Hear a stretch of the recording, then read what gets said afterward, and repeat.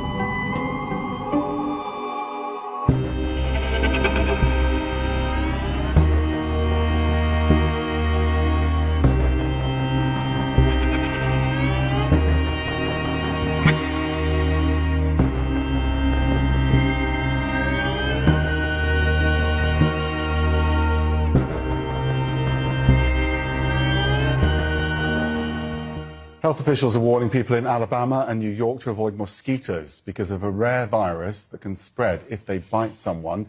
It killed at least one person in Alabama. New York's health department says most people who are bitten won't develop any symptoms, but severe cases begin with sudden headaches, high fever, chills and vomiting, and could progress to seizures and coma. There are no vaccines or specific medications to treat the virus. If y'all were not aware by now, they've been releasing tons of mosquitoes into big cities. This is literally happening all over the place. Look at that. That's like gotta be millions of mosquitoes right there. And here's another one, just for the record.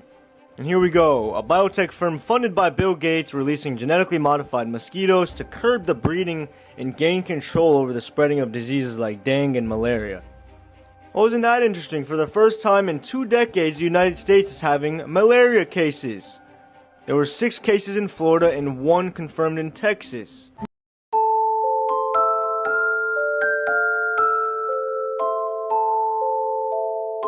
This has got to be an open and shut case, right? Actually, no. Believe it or not, since the 1930s, people have been releasing genetically modified mosquitoes into our air. They say to make them sterile and reduce the population, but who really knows? Anyway, the criminal penalties for this are huge. Jail, thousands, even millions in fines. But here's the secret they don't tell you about. If you submit the appropriate paperwork to the FDA and the EPA, releasing genetically modified mosquitoes into our communities is totally legal.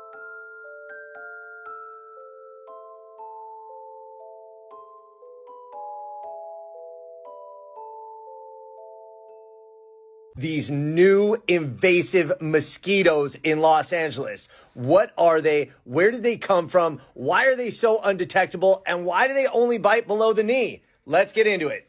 So the species of mosquito is new to LA and it's called Aedes. They're smaller, they're faster, they're smarter, they're more tenacious, and they bite mostly below the knee. They can also pierce through clothing and they can breed in sources of water as small as a bottle cap.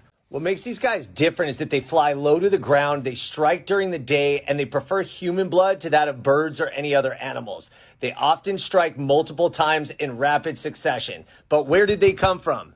So the National Institute of Health says that these Aedes mosquitoes first hitched a ride to Los Angeles County on shipments of lucky bamboo from China in 2001.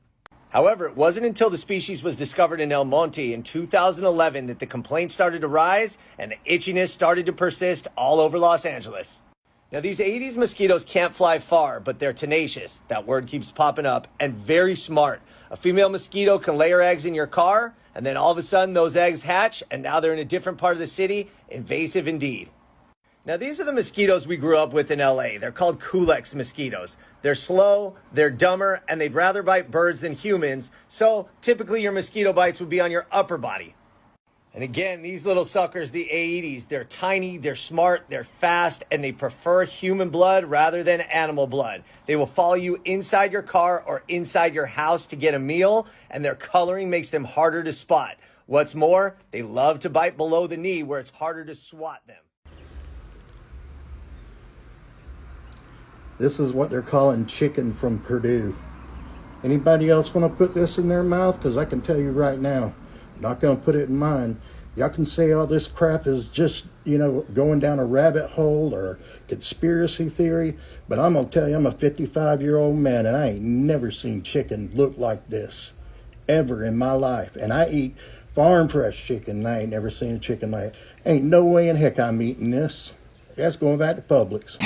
Big Food has been buying off scientists to study some of their unhealthiest products and recommend them as a crucial part of a healthy diet. So now, we have a brand new food pyramid where frosted mini wheats are healthier than grilled chicken. I swear. Primetime decided to dig into this little study today, and it was done by researchers at Tufts University, a safety school, and paid for by Fauci's cabal over at the NIH, the so-called National Institute of Health, NIH. It claims that foods we thought were healthy, like meat and eggs, are terrible for us, and recommends replacing them with junk food, manufactured by America's largest food conglomerates. See where this is going?